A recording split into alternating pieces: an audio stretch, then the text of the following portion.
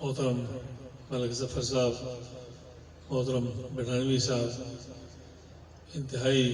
عزت و احترام کے لائق صاحبزادگان، علماء کرام، مشائخ عظام، عقیدت مندان، پریس کے اور سوشل میڈیا کے اراکین، میں پیر صاحب سے بہت میرے درخواست تھی کہ میں طبیعت ٹھیک نہیں ہے اور بات کرنے کی پوزیشن میں نہیں ہوں، کافی سفر سے آیا ہوں، تو ان کو حکم ہے کہ میں حاضری دوں،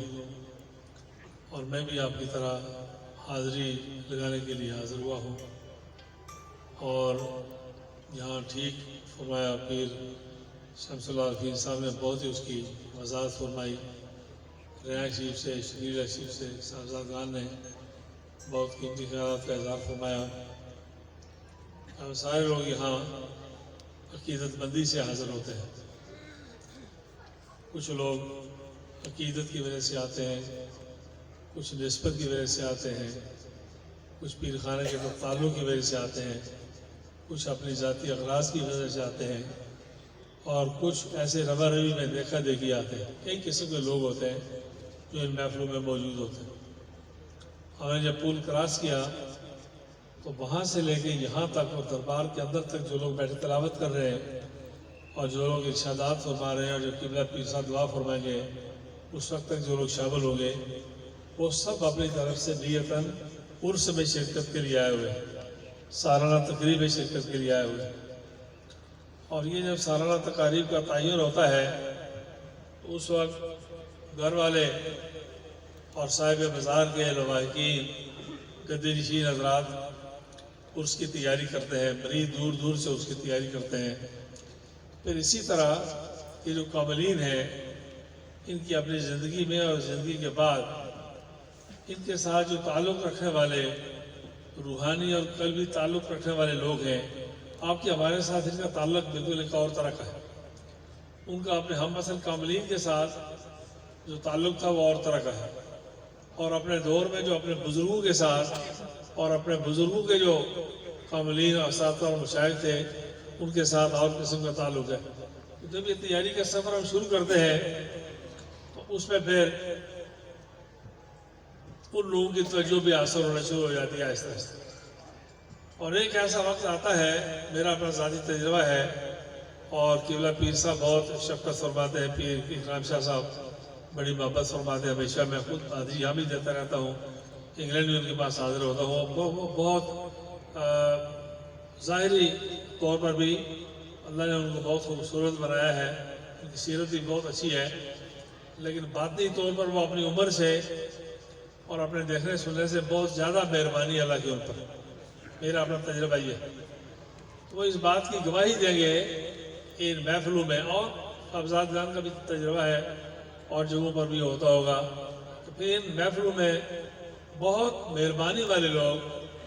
بہت مستجاب الدعوات لوگ، بہت خدا رسول کی کرم بازی والے لوگ وہ بھی محفلوں میں شریک ہوتے ہیں۔ اور پھر جب دعا کی محفل منعقد ہوتی ہے، ذکر اذکار کی محفل منعقد ہوتی ہے، اس میں ہو سکتا ہے 10,000 آدمی اس میں بیٹھا ہو سکتا ہے اس میں 9,900 آدمی ایسا ہو جس کی دعا قبول نہ ہوتی ہو، لیکن ایک آدمی ان میں ایسا ہو کہ جس کی دعا 100% پروردگار عالم قبول کرتے ہو۔ تو جب وہ اس دعا میں آمین کہتا ہے، توجہ دیتا ہے، اس محفل میں شریک ہوتا ہے، تو وہ جو 9,999 لوگ ہیں ان کی دعا بھی قبول ہو جاتی ہے۔ اور دعائیں اپنی اپنی ہیں، کسی کی گائے بھینس بیمار ہے اس کا وہی مسئلہ ہے، کسی کا مسئلہ نوکری کا ہے، کسی کا رشتے کا ہے، کسی کی منگنی ٹوٹی ہوئی ہے اس کے لیے وہی مسئلہ فلسطین ہے، ہمارے لیے مسئلہ فلسطین بھی ہے، مسئلہ کشمیر بھی ہے، ہمارے اپنے اپنے سیاسی مسائل ہیں۔ تو یہ اپنے اپنے درجے کی بات ہے، لیکن یہ محفل جو ہے یہ بے مقصد نہیں ہے۔ اور پھر جب اہل ایمان اجتماعی طور پر مل کے بیٹھتے ہیں، یونس علیہ السلام کا قصہ بڑا معروف واقعہ ہے کہ پروردگار عالم نے فرمایا کہ یونس، صبح میں تمہاری اس قوم کو غرق کرنا چاہتا ہوں،